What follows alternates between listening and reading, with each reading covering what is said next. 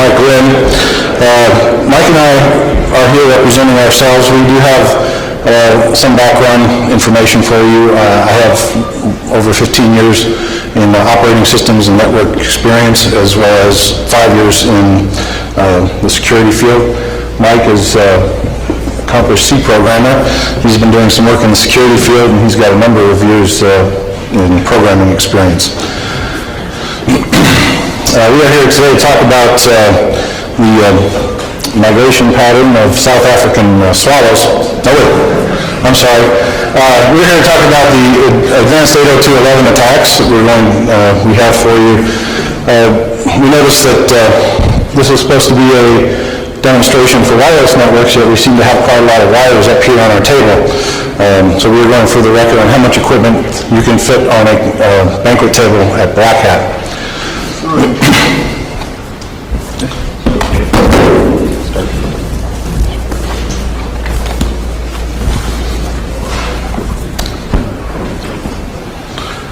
Talk about, first of all, what we're not going to cover, so that I apologize for being on one screen.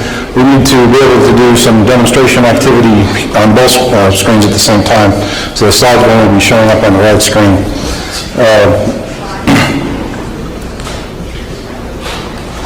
First of all, we're not going to be covering any of the vulnerabilities for the wired equivalent privacy. That's been adequately covered elsewhere. I think it's fairly well known. Web key cracking techniques. We're going to be talking about any radio signal, radio signal amplification. There's been some talks about using increased signal power to do things to wireless networks, and we won't be talking about that. Suggested changes to the IEEE 802.11b standard. Obviously, some things could happen. We won't be talking about that. Wireless network discovery tools. Lots of great tools out there, and you probably already know about them, or you can read about them. What we're really covering is wireless network best practices and how those relate to practical attacks. And specifically, we're going to look at the focus of how these attacks, the focus of these attacks and what weaknesses we're exploiting and the layers of the network model. And the toolbox that goes along with it, we have some drivers, utilities, proof of concept code,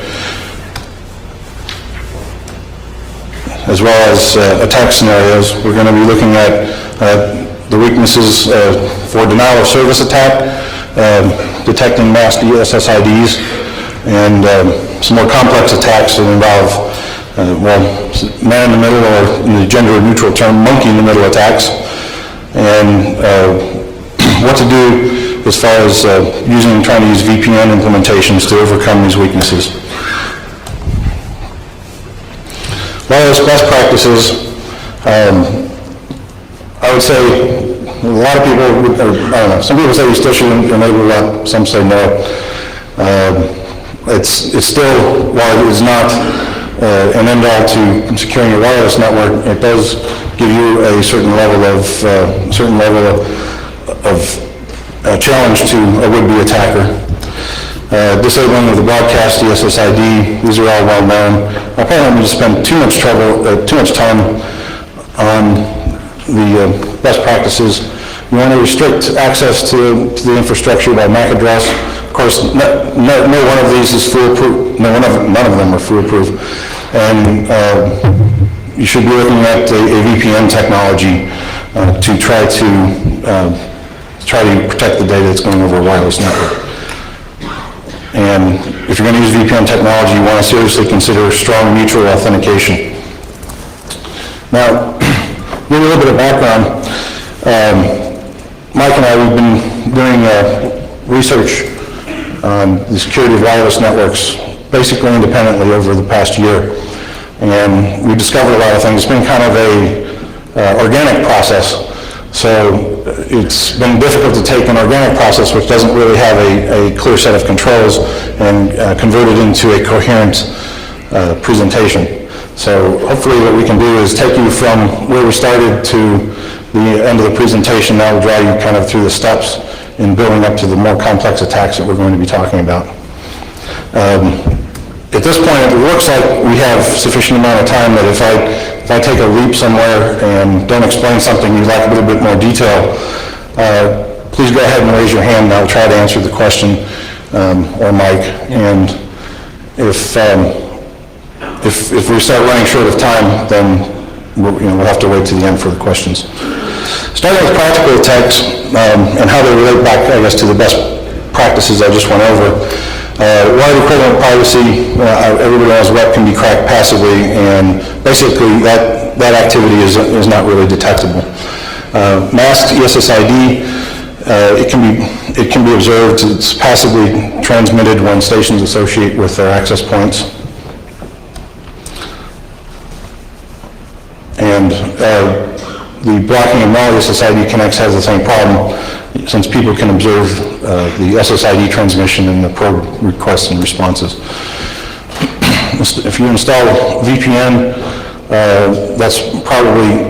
it's good to go with the additional layers of security. However, if it's a weakly authenticated VPN, you'll be susceptible to an active man-in-the-middle attack at the 802.11 layer.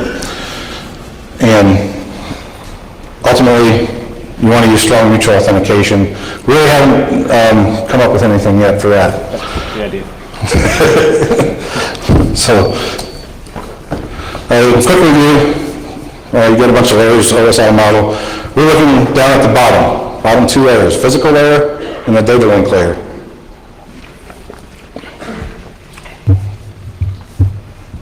Yeah, when we see a lot of these attacks, we've heard a lot of people discussing things like having to use radio amplification or different antennas to do some of these attacks, or denial of service attack using, I don't know, a cordless phone. But just keep in mind, this is all at protocol layers. Well, 1 to a degree, and 2, nothing above that either. No ARP tricks, no anything like that, so nothing up our sleeves. So we're looking at the bottom two layers, data link layer and the physical layer. Data link layer, quick review, is responsible for the controlling access to the medium itself, and logical link control for synchronization and flow. And physical layer is down at the very bottom, your radio spectrum bit sequence. And this is a great diagram I came up with myself, and you can see where the layers fit together. A lot of it, and this is what we're looking at. This is where we're focusing everything that we're doing today.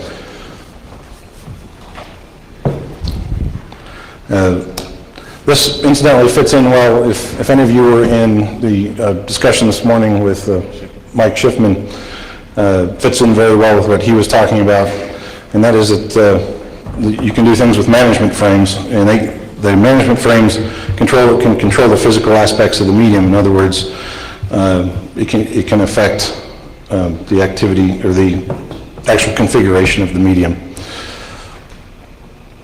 And 802.11b frames, there is currently no authentication, so that's what leaves it open. And I don't want to go too far into that because Mike covered it. The toolbox we're going to talk about, these are not really made to be general tools. These are specifically proof of concept. Initially what we found was the problem with attempting to go with the code the theoretical attacks is that we could not get adequate control over the wireless card because of the way the drivers for the card and the firmware were interacting. So the approach we took was to put in a replacement driver for the card that was designed specifically for the types of attacks that were theoretical that we wanted to try. And then we also had, since we're doing the attacks with a single laptop and 2 wireless cards, we had to make some modifications to the Linux Arnoco Lucent driver so that we could set the MAC address for that device on the fly. And then on top of that were the user utilities, or I should say user space programs, not user utilities, to prove the concepts and demonstrate them for you. The driver that we have, do you want to talk about the driver? Okay, we first actually started out about a year ago modifying, a number of drivers, the Lucent driver for Linux and the Prism 2 driver, the WLAN and G drivers, and found that, well, it was they were really just geared too much towards using them to connect to networks instead of breaking them. We've remedied that, so that's what this driver aims to do. If you were in Mike Schiffman's talk, he was discussing how they were having problems. His wasn't a driver level issue, and he was discussing how one of his frustrations was with the driver issue that some other people had made, and that it doesn't give you as much control over how it works.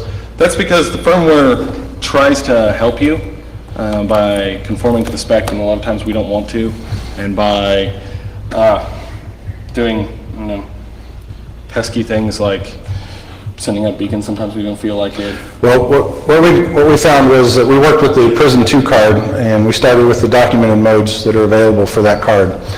And in the process of running tests on that card, we found that there are a number of other modes that are actually useful for use with the driver. Excuse me. Specifically, was it mode 5? Yeah. The mode 5 that we can't, well, we say it's undocumented because we couldn't find any documentation. We don't have a non-disclosure agreement with Intersil though, so I mean, someone might have it documented, just not us. It allows to do channel selection. The firmware still handles the time-sensitive functions, and it's fairly silent as far as whether or not it sends beacons, and the firmware doesn't interfere with the activities of the driver. And then, are we using modes? You want to talk about mode 6? Yeah, actually. Mode 6 is the other one. It's what you saw him do his attack this morning with. Mode 6 is the host AP driver mode. It's the same mode that they use in the host AP drivers, if you've seen that, for Linux. That's actually a pretty good mode in the card. In that, the problem with using some of the other things with the driver is that it doesn't handle. It'll either handle everything for you, which we don't want, or it'll handle not enough for you. In other words, we can't handle things like timing sensitive issues like frame acknowledgement. The firmware simply just won't let you, as far as I know. Anyways, it won't send out beacons at the appropriate intervals because really when you send something to a card, it's more like a request, not a demand. But there are various modes in there where you can just trick it into doing things. Part of the driver that I wrote is to push all the control of the modes that the card operates in into user space so that, well, we don't have to kernel panic every time we feel like changing something, because I don't like to change kernel code often. And then we also handle Prison 2 monitor mode like the existing Prison 2 drivers, and our interface is the PF packet interface for receiving and transmitting of raw frames. Yeah, that's actually a little different than what you've seen in one of the other things, having to run something across a netlink socket, which is sort of a bastardization of that API. If I don't know how many of your coders, but any of you, if you've ever written code to do direct link layer stuff for Ethernet, and you open up a PF packet socket under Linux and you just write the raw Ethernet headers, the interface is very, very similar, if not the same. There are a few limitations that the firmware is not going to help me actually get around. I can cover those. Okay, we need to find out how many C programmers are here today. Okay. It's a lot. I'll try not to bore the rest Now of you can explain this code snippet so that, Okay. So this is a call to the AirJack driver. It's an example of a call. All right, the code snippet assumes that we already have a PF packet socket opened and bound to the interface. That struct there, which is in a header file that comes with the stuff, that's just the IEEE 802.11 header that has 3 addresses since the A3, because I can't start the structure with a number. So that essentially that just sets up the fields inside the header, and then we call the send syscall, driver sent, or packet sent rather. That's a deauth frame, and we're going to see some fun with deauth frames in a little bit. All right, well, let's talk about the first part.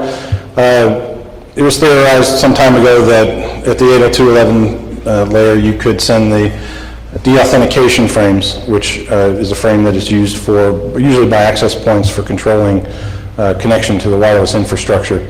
And all of what we're going to be talking about today is really in the mode of a typical deployment where you have a wireless infrastructure, you've deployed access points, and then you have client machines, typically laptops or other mobile devices that are using that infrastructure. First one, we gave everything names. I don't know why. When you stay up late working on things, you get punchy, and so we have all of our names end in Jack. And don't ask me why, because I don't remember. You had to be there. It'll do, what we're looking at is sending the authentication frames as if we were the access point, and we send those de-authentication frames to the MAC broadcast address. Well, you could also send it out to a specific address, but, well, you get more bang for your buck if you send it to everybody at once. So that's what we're going to do. And as long as those frames are still being sent, there's really no way to re-authenticate to the access point. Occasionally, depending on some conditions, some cards can get on faster.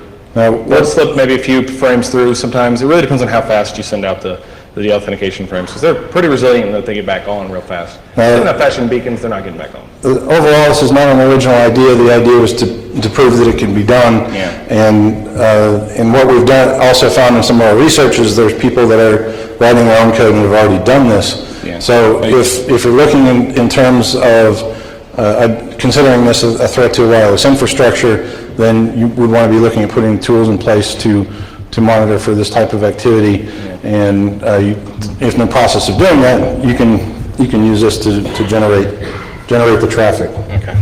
So Were you ready for that? Yeah. Yeah, we're good. Okay. Let me see if this comes up. Mike Shipman did a similar attack this morning. We're going to do it on a private wireless network here. He was having problems that there's so many access points here that, well, you guys got kicked off, but you didn't notice because it got on another access point. It couldn't be on two channels at once.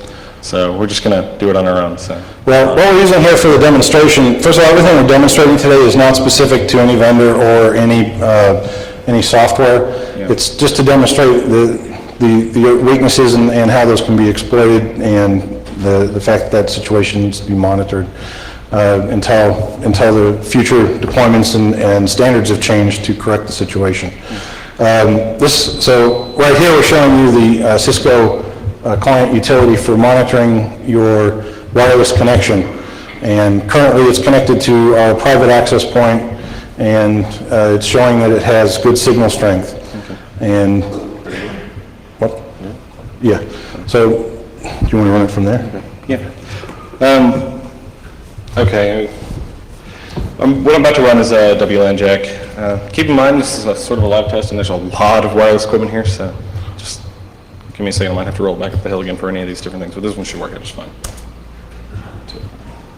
Oh, hold on. Yeah, I'm sorry about that. Sorry. Okay.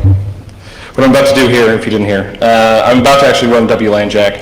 What it's doing is it's sending out de-authentication frames. I don't know how much you know about 802.11, but you have to first authenticate that to get on even an ad hoc or an infrastructure network, then you have to associate. If you get de-authenticated, you have to do both again. You can't send out data frames and you can't be associated until you're authenticated, so you're going to have to do both once we do this. And hopefully it won't do it fast enough to go back on. There you go. Okay, so that's what it looks like after the being de-authenticated. And we'll stay that way pretty much until the program stops. The program stops, so there you go. And, well, I stopped the program. There you go. Takes a minute to come back. Hey, it's a DOS attack. If he never comes back on, I'll... Okay. This is just a screenshot. Is any of that readable? No? Okay.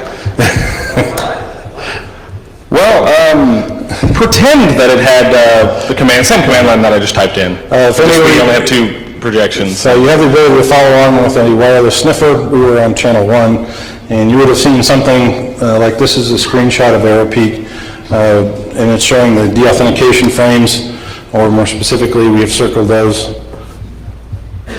I can't tell if that's readable. Yeah, as you can see, it's not like a ping flood or anything. This DOS attack really doesn't take much traffic. For example, one frame to broadcast for this will kick off everyone on that BSS or that access point until they get reassociated. And the reassociating can happen very quickly, but we don't have to send out very many frames to make sure it doesn't. So. Then if you like looking at bits and bytes, we have a full decode of the deauth. It appears to have come from a legitimate access point. This one that we showed in the demonstration was sent to the broadcast address so that everybody on that access point has been de-authenticated. And drive the point home, this is your connection, and this is your connection on WLAN jack. Any questions?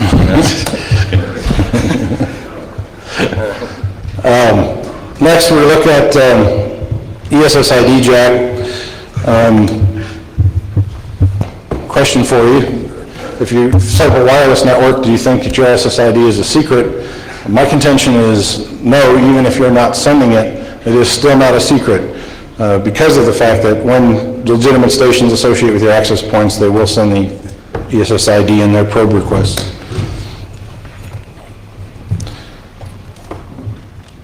Okay.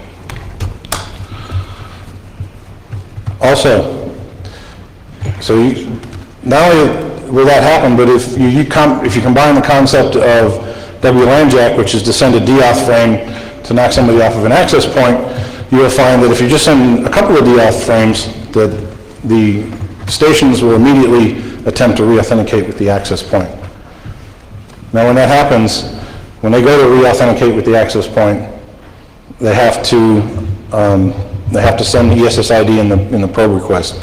So what WLAN jack does is it actually sends the deauth and then listens for the probe request and pulls the ESSID out of the air. Yeah. Basically, we'd seen a whole lot of talk about how a, hold on. Is that one? Is there anything on this screen? Yeah. Can you guys actually see that up there? Okay. We heard a whole lot of talk about people, we even saw on some open source project an ESSID brute forcer. Truth is, it's a network identifier. It's called the extended service set identifier. It's no more password than a MAC address. It's really just to identify the network. You can mask them and not allow nulls to let people not come in. And I'm not saying it's a bad idea to mask it. It's actually a good idea because some tools like NetStumbler won't catch it. But don't count on that for security. And I'm actually, right now, if you had error peak or something you're listening, we do have the masked SSID on the Cisco access point up here. And what I'm going to do here is this is going to send out a deauthentication frame to broadcast with that BSSID using the AirJack drivers. Then what we're going to do is we're going to listen for people getting back on. When they get back on, they're going to have to send out a probe request. Probe request is going to have to contain the SSID, so or they're not going to get back on. So when they do that, everything goes to plan. Hopefully you'll see it. So, all right. There you go. That's how much of a password it is. So. I don't know if you can actually see that. Okay.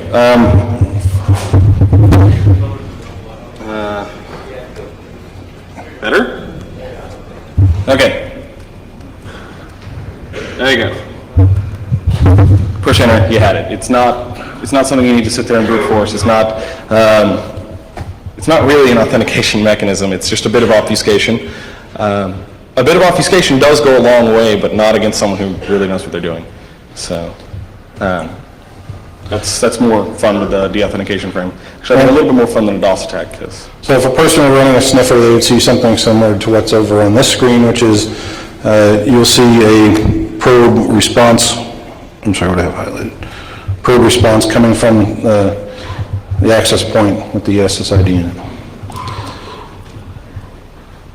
I circled the important parts. So it's the John Madden technique of presentation. Oh, yeah. As you can see, it was all over there. I mean, all we needed to see was one of those, and that was just me running the program and sending out 2 deauthentication frames to broadcast. That was with one client on there, and it's even worse when you have everybody on there. So. Okay, now we're moving fairly quickly. So at this point, I want to reiterate the fact that the following attacks from the first 2 that we've done are building on top of the first 2. So if we've totally lost you and we haven't done a good job of explaining what's going on, right now would be a good time to ask a question. It's only going to get worse if you're lost, and it's not as complicated as it might sound. So if you have a question. These slides? Oh, about the slides. Terribly sorry that they're a lot more and different than the ones you guys have. Yeah, I should have explained that from the beginning. Yeah. The current slides will be available from the Black Hat. It's sort of a superset of the ones you guys have. You guys have more of an outline. It just occurred to us that wasn't probably enough by the time we... Well, again, like I said, it's because it's an organic process. It's been changing daily. Yeah. To reach this point. But I am sorry if it's making it difficult to follow along. So feel free to abuse us and... Pardon me? Yes. Oh, yes, absolutely. We'll put them up on the Black Hat page and also on private page. Yeah, we have URL at the end. Yeah, so no worries about that. You got to put the jack layer out there, is it? Sorry, could you repeat that? The jack layer is out there, is it possible? Yes. As far as the DOS attack, maybe. As far as the rest of it, yes. I think there's it's straight up proof of concept. Sort of a dilemma we have about the DOS attack, but people should definitely know it's doable, but I don't necessarily want to re-kitty around the block taking off your network. Definitely, the majority, besides that, will definitely be, they're actually GPL'd, the drivers are all open source, and they'll be available on the Black Hat webpage and on a private webpage.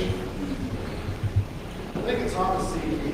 Yeah, okay. The thing about the CD, there's a very clever typo in your driver. It'll send about 3 frames and then stop. So you're going to want to get the one off the, I transposed 2 fields because I'm really clever that way. And so we didn't acknowledge and interrupt. And cards sort of don't like continuing to send interrupts once they are waiting for you to acknowledge old ones.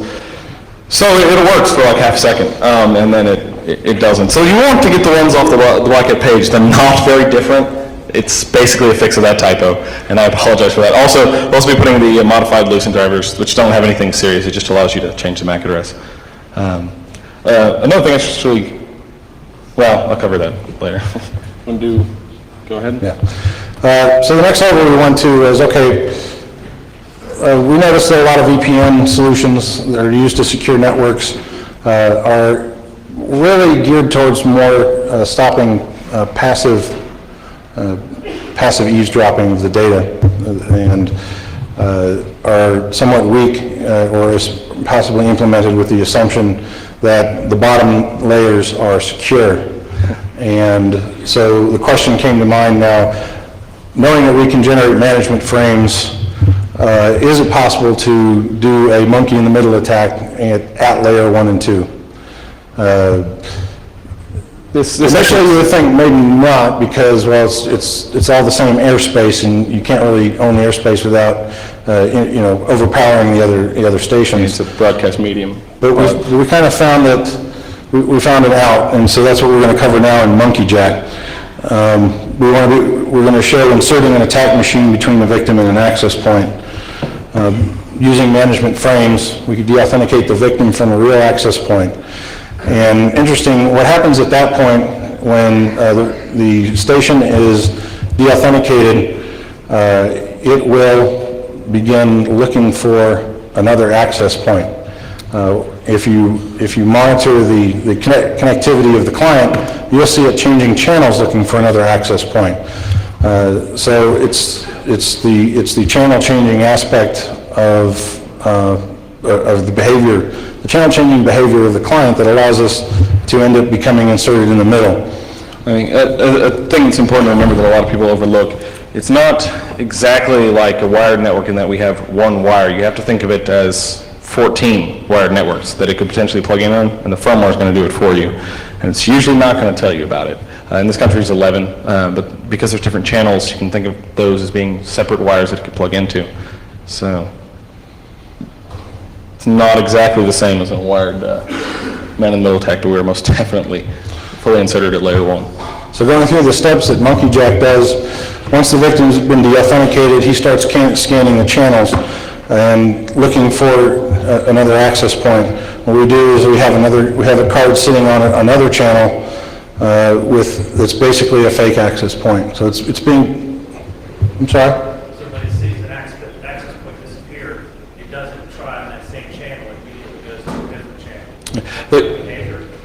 What he asked was if it sees the access point disappear, it doesn't look for it in the same channel, it moves to another. Actually, to answer that question, it doesn't think the access point disappeared. What we're going to do, and every card takes a little bit of a different dance to get it to switch. They will all do it. What you have to do is you de-authenticate and disassociate them. Different cards will give up at a different point. We chose a Cisco because it's pretty reliable. Actually, and there's a timing issue. It took the longest to kick off, and I have to switch channels on something. But it'll work against all the cards, and it doesn't think the access point disappeared. It thinks the access point told them to go away. Yeah, so we're not blocking the signal from the legitimate access point. We're spoofing management frames to appear to have come from the legitimate access point, telling the card to go away, and if the cards receive enough of those, they start scanning for a different access point. So your Lucky Jack has that in it to make it go look for another point? Yeah, actually, WLAN Jack will do that too, but the trick with Monkey Jack is we're there when they're looking for somebody else. It takes two cards. One of them is actually this is the timing issue I discussed, it's actually going to kick them off. It's going to send off enough that they think the access point doesn't want them around anymore. And then once it goes looking, it is going to find us. But if you look at it in a normal infrastructure, if for some reason the card is de-authenticated from, even if there's interference, what will happen is the card will kick off, click through the channels, and often, if there's only one access point, come back around and reassociate with the access point that it was on. So all we're doing is we're being in one of the higher channels. It'll hit a fake access point on a higher channel before it wraps back around to the real access point. Okay, yeah, and another thing that is important to note is usually when it's connecting back up to another access point, it tends to favor the exact same access point it was on. So we're going to oblige it, sort of, as far as it's concerned. Yeah, the fake access point that we're using, well, it was not really an access point, it's just a wireless card that's acting like an access point. We'll be using the same MAC address of the real access point. Same MAC address and the same SSID. So if you actually do look at it, there are a few noticeable differences. They're noticeable to us if we're looking in AeroPeek, but that's simply because, well, I wasn't trying to make a polished attack code, I was trying to demonstrate the vulnerability. It is enough that the card doesn't notice that there's a difference. Main difference there is this is being done on a Prism 2 card, the AirJack drivers are, and it sends out some Prism 2 specific information about its card name, which I didn't bother to say. Another thing to consider is that what we're doing here is a controlled environment. We set up the network, we set up the access point, we set up the victim and the attack machines. In a real world scenario, one would have to gather all that information needed to implement this type of an attack, the MAC addresses, the SSIDs, everything. We've boiled it down to just a fairly simple approach for the purpose of demonstrating it. Gathering that information is really not that difficult. Gathering the information about how long that takes. He asked about how long it takes to gather the information. Well, some of the things we do to gather information is obviously like the ESSID jack will do that. Well, they'll get SSID. You can run on the discovery tools you have available to you. AeroPeek is very good. You have a if wireless that. sniffer, or you've got NetStumbler or whatever. If not, the AirJack drivers will use a standard PF packet interface. That means TCP dump works. Unfortunately, TCP dump doesn't know what 802.11 looks like, but if you're like me and you look at 802.11 enough, it's good enough, but most people don't like hex dumps. Ethereal is pretty good at that too. Essentially, you need to know, for Monkey Jack, you need to know the victim's MAC address, you need to know the MAC address of the access point, and you need to know the SSID, and the various channels that you're going to be on.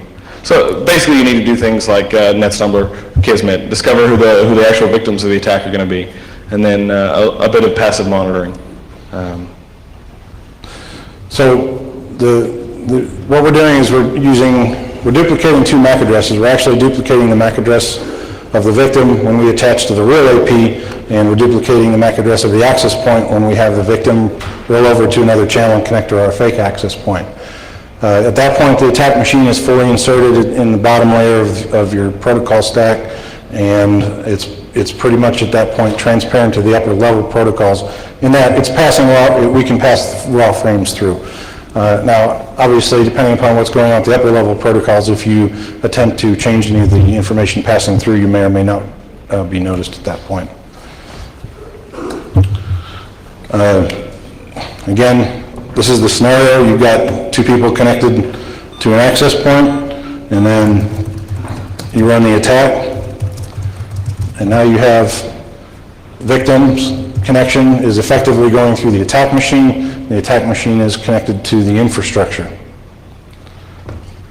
Now, let me see what we're going to do on the demonstration, if you look at the screen currently, it shows that the Cisco client utility, maybe I'll show the channel too. Yeah, hold on, I'm going to clear this out of the way in a second. I can't be heard.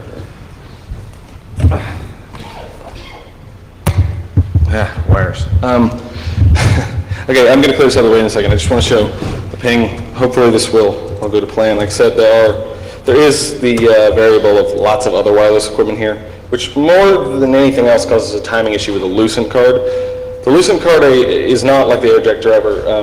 I don't have as much control over that firmware as I have sort of commanded over the Prism 2 stuff. So occasionally we'll just sort of on its whim decide that it feels like it doesn't like the current access point. Since there's one, essentially the Prism 2 got underneath it very, very close, it decides to stop and try and associate to that. That doesn't usually happen, but it's just a disclaimer. So, okay. Right now we're not doing, this is just a normal ping going. And, wait, that's Windows, isn't it? That's better. All right, so we're pinging this other machine here. And, all right, go ahead.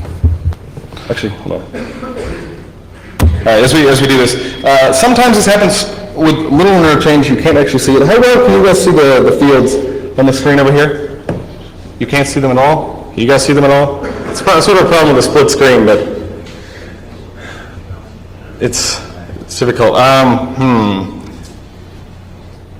Just verbalize what's going on. Okay. Well, basically, we'll sort of lose some of the dramatic effect, but you have to trust me. Right now, you see the SSID is Lepros there. The MAC address, that's a Cisco MAC address, 004096, yada, yada, yada. Sometimes it happens quick enough that the bars for the status there, you don't even see change. So It also shows that it's on channel 1. yeah, right now, that's the most important thing. It is on channel 1, and we only have that access point on channel 1. It's not going to change. Okay, so here we go.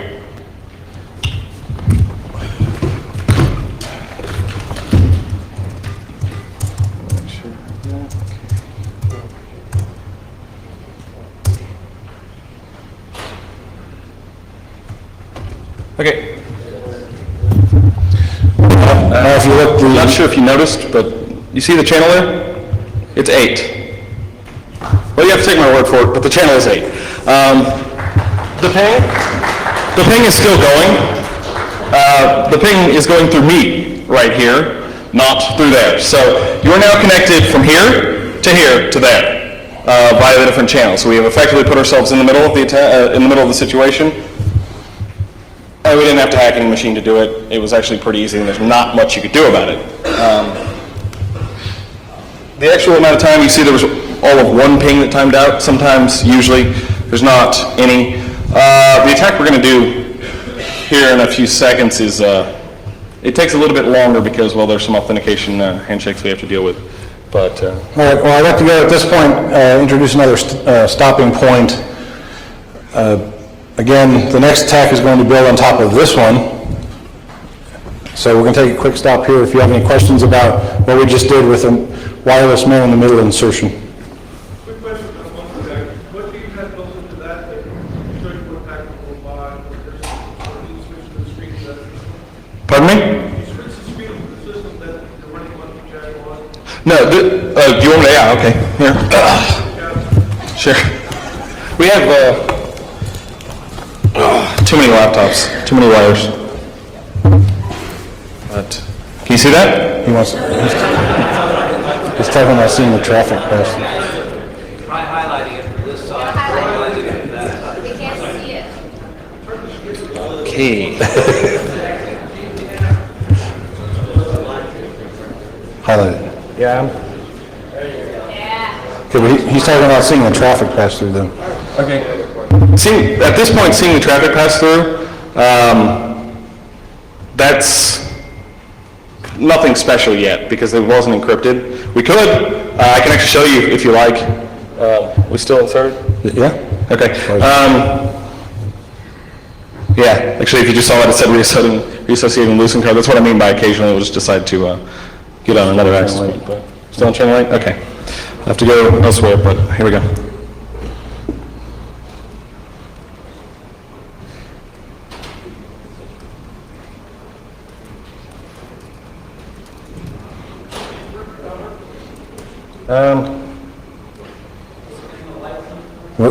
Sure. We'll do we'll reverse video as soon as we get some output.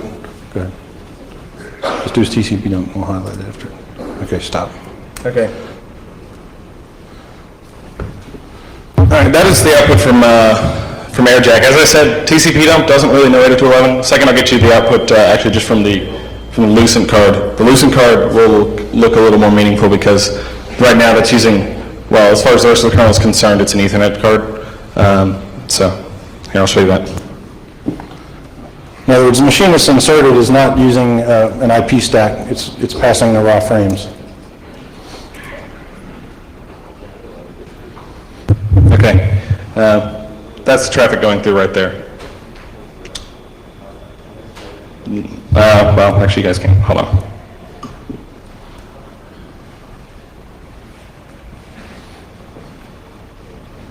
And I apologize for it being so difficult to see.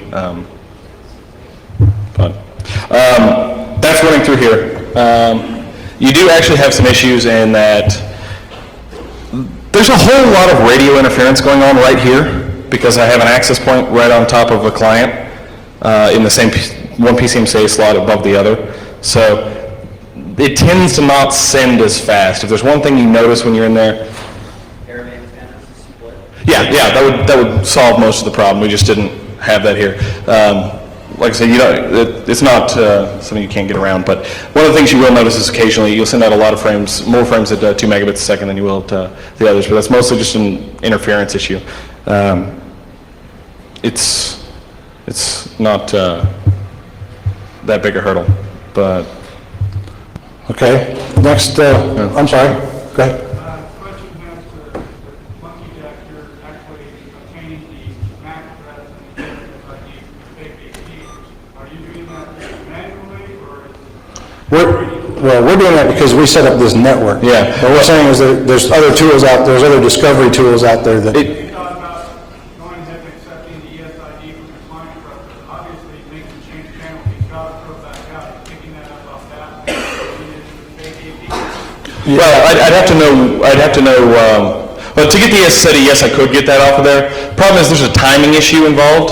I have to actually, because of the configuration, you can make it work a whole lot better, actually, if you have Right. 3 cards. I think he's talking about tying like ESID jack and monkey jack. Are you talking about just having one automated tool to do everything? Pretty much. Yeah, we don't have one automated tool where everything goes. Mostly it was proof of concept, trying to get everything done here. It's not that difficult to continue. The other question I have is because you have the MAC address of the actual AP with your fake AP, does that have a problem and collusion with all the other radio cards trying to talk to your fake AP as opposed to the real AP? They should still be on the channel that the real AP is on. The question he asks is if everybody, does it cause problems because I have the same MAC address and SSID as the real access point? Do they all try to connect? In truth, if they're already on, they don't get kicked off because I actually do send only the DOS text to one client. You will, in fact, have other clients try and connect, but it will filter out and basically just ignore them. It will send out probe responses because the firmware handles that, but it will never actually respond to any of their authentication or association requests. Given about half a second, those cards will get the hint and go back to the original channel. So we're filtering for the one guy. There is another limitation in that if he does actually get disassociated in the middle of the process, there's a bit of a timing issue there. It can go through and redo it. It's just not very good at it because that's not really what the focus of this was. Like I said, these aren't exactly polished attack tools, but they get the point across, I think. Are the frames being copied from one network to the other by Jack or by some other? Monkey Jack is actually what's copying the frames. It's right now doing nothing but taking off. Since the Lucent driver actually wants an Ethernet 2 header on it, all it's doing is stripping off the 802.11 header, interpreting the fields, and then putting on an Ethernet 2 header for it, and then sending it off to the rest of the driver. The only difference is I have a stage in here when I have to change the MAC address on the Lucent card, and that was the only, to match that of the victims. And then the Lucent card goes and associates with a real access point. So, that all is pretty straightforward. There's no actual IP stack involved with this, so that's why we didn't have some very, very elaborate things. Is there any implication on that? You're all doing this infrastructure right now. Is there jack or, point-to-point ad hoc mode and stuff, which could, other than just getting the, actually redirecting. Conceivably, but I really haven't tried enough to really say. A lot of the same concepts are similar. I believe the card will try and check on another channel when it's in ad hoc mode, but not with enough certainty to tell you for sure. I haven't actually tried targeting that. Okay, before we take it up a notch, any more questions? Yeah. So, once we decided we could insert in the lower layers, we then looked at the theory of, okay, we can protect a wireless network with VPN technology. So we started looking at what was out there for VPN technology and how those were typically being implemented. And we kind of want to address that situation, and that's really what we're leading up to as far as what you want to be looking at for securing a wireless network, and that if you believe it's secured by by VPN technology, then you should be using some, we should make sure you're using some strong authentication. The same also actually goes for SSL in many cases. You've seen DSNF. Well, we don't have, we don't have something for SSL to show you, but it is the exact same issue. As much as you have, even if you have certificates there, as much as we'd like to think most of our users would know to not click OK, that's fine that they aren't who they say they are, they'll click it. And DSNF has pretty much shown that. And if you don't have certs and you're just using SSL, then there's not terribly much you can do. So we decided to move forward and try to identify a type of man-in-the-middle attack that would have an effect on a VPN solution. What we ended up choosing was some open source software called WaveSec. Again, this is not specific to WaveSec. We merely chose something that was freely available that we could download, build, and install. It's based on FreeSWAN. It works very well, and it thwarts passive eavesdropping of wireless networks. Yeah, it also has implementation options for strong authentication, like certificates and secure DNS. However, I'm sorry? They're not the default, though, but yeah. But for the purpose of our project, we did not implement the strong authentication. We went with the defaults, which is, incidentally, WaveSec is a VPN solution that's meant to be geared towards wireless networks. That's the other reason why we went towards that. So, it's typically, I think it's been typically used at conferences to. They used to OLS, if anybody was at that. I think that's what they were using at OLS this year. Anyways. So, again, being more of an organic process, we implemented WaveSec and observed how it authenticates and how it sets up the IPsec VPN tunnel. Basically, you've got a WaveSec server, it's connected, the access point is connected to that, and then the WaveSec server provides a gateway access to either the rest of the network or the internet. The client, typically a laptop machine, has a customized, and this is all done on Linux-based machines, because that's what the code was immediately available for. It sends a modified DHCP request to the WaveSec server and includes its public key. The WaveSec server stores that public key into the DNS record of a DNS server so that other people have access to the public keys. The client obtains the WaveSec. I'm just reading the slides. I'm sorry, I told myself I wasn't going to read the slides, and I'm reading them. I'm taking you through the steps through authenticating on an IPsec. With WaveLAN. With WaveSec. Or WaveSec, rather.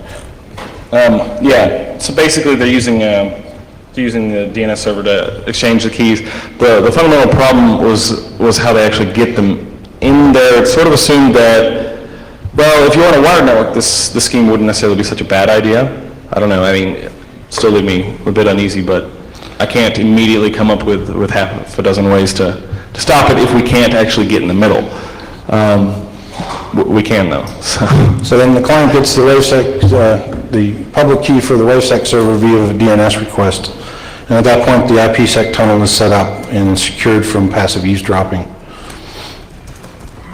Using Crackerjack, we go ahead and we do an insert. We insert layer 1 and 2 like we did with MonkeyJack. And at that point, we start intercepting the traffic in that IPsec tunnel. Obviously, we cannot alter it, the traffic that's in that IPsec tunnel. However, we did find, at least with the way that we have it implemented, and again, when it comes to implementation, there's a lot of ways to implement. So we took, from what we could tell at best, was the instructions for setting up the WaveSec gateway. It actually took us a little bit longer to set that up than it did to bring it, because of the documentation, but, So we go ahead and we insert, and what we were able to do was basically force both ends of the connection to initiate new VPN tunnels. In the process of doing that, once we're in the middle, we go ahead and we tell the WaveSec server via our own DHCP request, where now we have the MAC address of the victim, and we are acting as the victim. We give the WaveSec server a new key to put in the DNS server. And then, when let's see, yeah, via DHCP, I'm sorry. What? do we really make that clear as to how? At this point, I'm not sure it makes any sense. Okay, did we really just make that clear how that works? I don't want to go on if we haven't. Yeah. Okay, all right. Give me a second. DHCP is... Yes. Okay, I think actually FreeSwan only supports main mode, doesn't do aggressive mode. But again, aggressive mode, I can't see how it would be any better. It would be main mode stronger if anything, but I'm not an IPsec expert, I don't claim to be. But. Would this attack only be useful on the initial association with the client when they initially exchange keys? Or is this something that can be done after the client is already associated and exchanged keys? Both. I'm sure that it could be set up. I haven't seen it set up that way, and I haven't seen the code to do it, to actually keep keys the same way SSH does. In reality, though, anytime we send a DHCP request, it's going to blow out their key inside the DNS server. What they're really doing is it's active DNS, and so it's allowing the DHCP server to have access to update the DNS server, but it's really not caching anything. That would be one way that you could sort of mitigate the attack, but again, we're not really trying to pick on any one particular implementation. We're just sort of trying to get the point across. Because just the little trick where the pings kept going by when he was asking, well, can you see the traffic? Well, yeah, we could see the traffic before, so that's not anything special. So we're wanting to just sort of drive that home.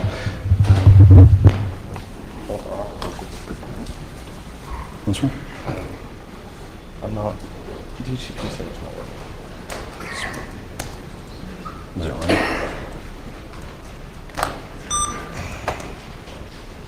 Install. I don't know, ask questions or something. Could be a speech.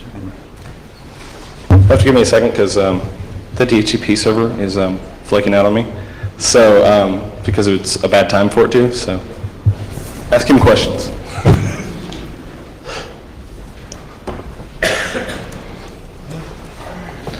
I'll keep going with the explanation. So basically, we get in the middle of the key exchange. The client now has a new key for the server, which is ours, because at the time that we force a rebuild of the main node tunnel, it will make a DNS request that we intercept, and we give the client our key, the attacker's key. So we build up a security association between the attacking machine and the WaveSec server, and the attacking machine and the client. At that point, we're able to pass the traffic through unencrypted. I'm not sure how, you want to explain how you're repacking and... If you want DHCP server work. Okay. Actually, you know, I'm going to take the Windows solution. Did you check to see if it was running? Oh, yeah, that's a good idea. You're smart. I'm sorry. That's, yeah. Okay, I'm sorry, it's happening at the wrong time. It worked like 10 minutes before the presentation.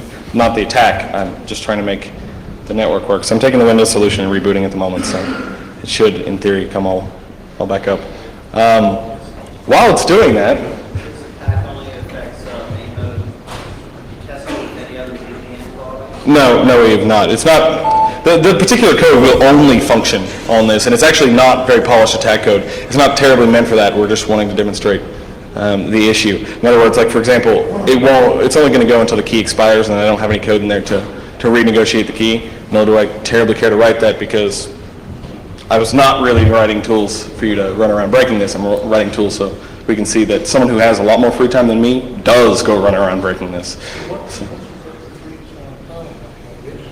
It should manage its own negotiation. Pardon me? Once you've got the tunnel up, it should manage its own negotiation. Yeah, it would in fact manage its own renegotiation, but the problem is if it's going through me. It's not passively going, it's not... Yes, in effect I have a tunnel from this attack machine to the server, and then a tunnel from the attack machine back to the victim. And so I would in fact have to have the code on here to do that.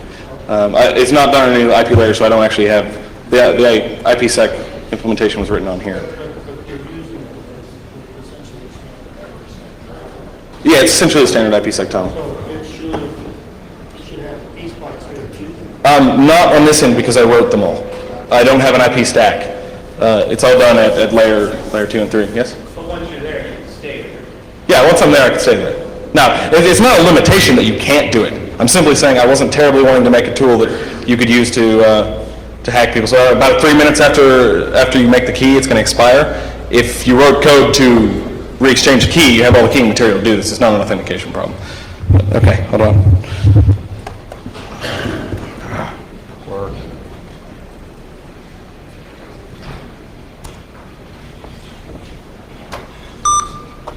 Maybe not up.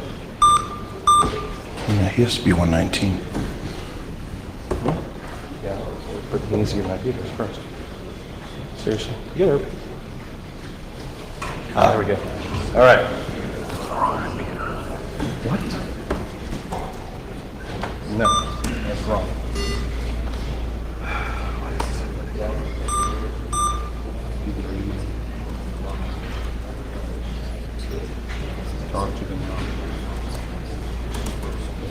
Routes. What to say? All right.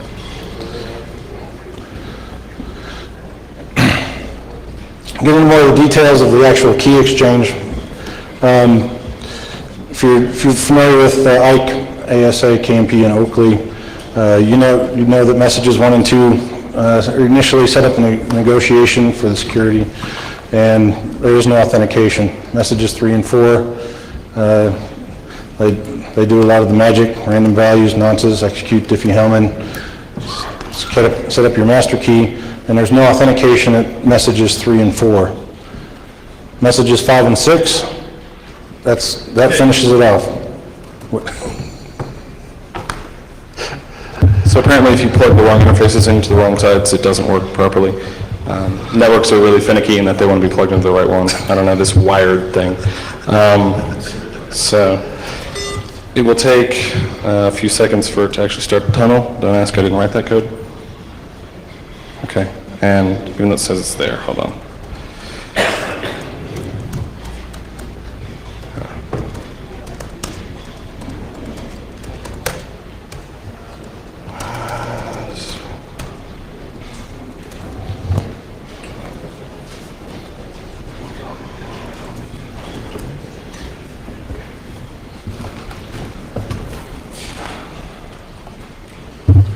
Okay. I suppose, let me make sure it's there. All right. So, I suppose I'll just do it. Oh, well, one of the things you should know, what it's going to do is it's going to copy, once it decrypts the stuff in the middle of the tunnel, I'm going to duplicate the unencrypted stuff, I'm going to slap basically a bogus Ethernet 2 header on it, and I'm going to dump it to loopback, because I didn't feel like rewriting Etherreal, so we can look at it real pretty in Etherreal. So, that'll be the unencrypted traffic. The encrypted traffic, then we can either see on the other interface of this card, or I guess I can plug it into another laptop. This one is actually pretty timing sensitive. If the losing card would flake out on me in the middle of this, I'm going to have to push it back up the hill, so to speak, and do it again. But I assure you it'll work. It worked 10 minutes before this, so I certainly hope it still works. While Mark's pushing it back up the hill, I'm going to tell you why he said that. There's 3 guys in the car going up the hill. There's an engineer, project manager, and a software programmer.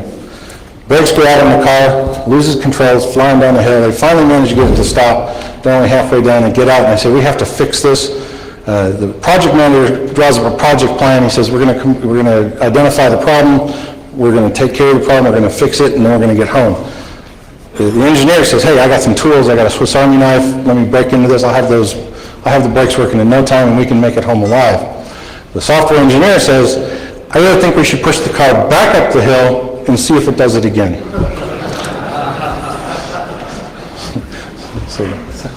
So that's what I mean if I have to push it back up the hill again. Okay, I've started a ping. The ping is going from here to the other interface on the other side of the wireless here. I suppose so that I'll have some credibility here. So it is in fact encrypted. Hold on. All right. You need to make it go to the What else is pinging? Okay. You are. You don't have anything going to that screen. That's really interesting. Anyways, hold on.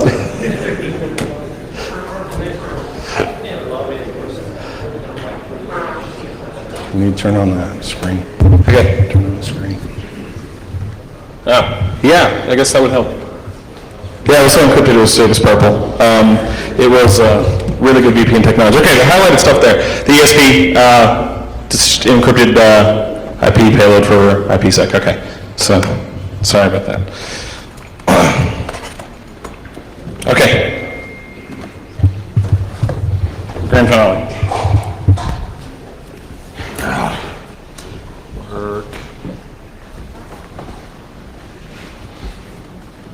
3 minutes up. 3 minutes up. What, 3 minutes up? I didn't start the time. No.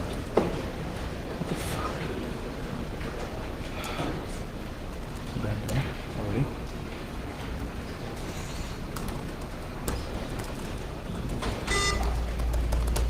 I'd like to make WaveSec work so that I can ask. All right, well, we're kind of running out of time as far as the actual demo. If you're still interested, we'll be happy to demonstrate it in person. It'll take me all like 45 seconds if I can make our VPN up. Where's your personal website so we can slide Oh, let him know. It's funny. It's on a summary. It's on the summary slide. 802.11ninja.net.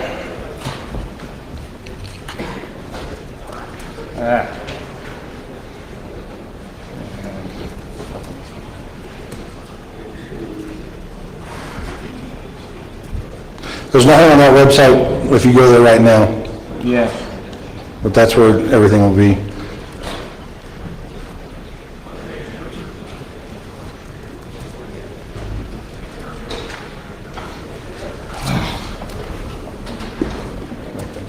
So if you are trying to secure a wireless network and you want to consider mitigation strategies, one option is a big guy with a stick going around looking for people with wireless cards. Not sure how useful that is, but it's an option. You can attempt to monitor the wireless network at a lower level where this type of activity is taking place, some type of IDS and performance management.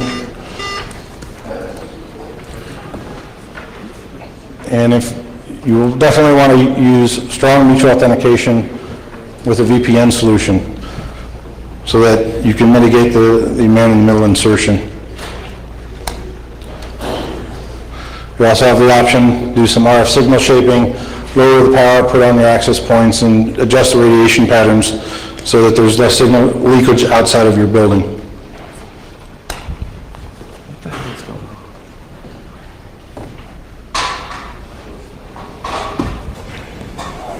Very much not on.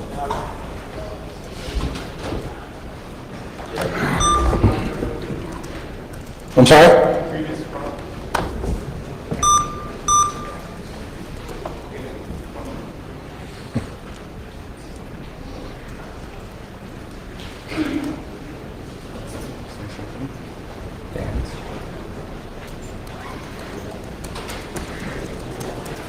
If you stay for like 2 more seconds.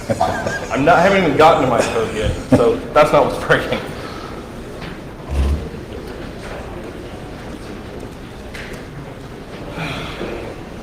So, for anything to take home with you, wireless networks are more susceptible to active attacks than wired networks. It's a little actually more difficult to actually be in the wire from end to, I'm sorry? I don't understand the tax scenario for the last example you gave. Okay. If I understand correctly, this is free-swan opportunism, opportunistic encryption, and key distribution mechanism in band, this scenario. Is that correct? Yeah, Yeah. essentially, and that's very not good. All here is really that the keys go by because of your monkey jack do a replace and substitution bidirectionally. Yes. Essentially. I mean, like I said, if there's strong authentication, we can't do this. And if we can't make the machine come up, I can't do it either. It's really cool if I can actually make the tunnel work. Yeah, absolutely. If you do it out of band like you're supposed to, that's the point we're trying to make, and I really don't see people doing that. That's the problem. I got a question. Let's say somebody, this person who's got more time on his hands than you do, polish the code. What kind of system, I mean, I guess the question I'm asking, is he going to be in a van outside the gate, or is he going to be walking around with a backpack? How about an iPad, PDA? I mean, one laptop, that's it. It doesn't require, that's all I'm doing right here. I mean, to actually exploit it. I'm not talking about to get in the middle. I'm actually saying get in the middle and exploit ways. Not just in one ear and out the other. I mean, actually gather and exploit the data. Gather and exploit the data. As far as decrypting it and looking at it, or are you talking about? Store it, send it somewhere else. Store it, send it someplace else. A laptop is plenty. Exploit. A laptop is plenty. Laptop with a big card. Yeah. Laptop and two Laptop. wireless cards. All right, I think we're going to end it there. Thank you very much.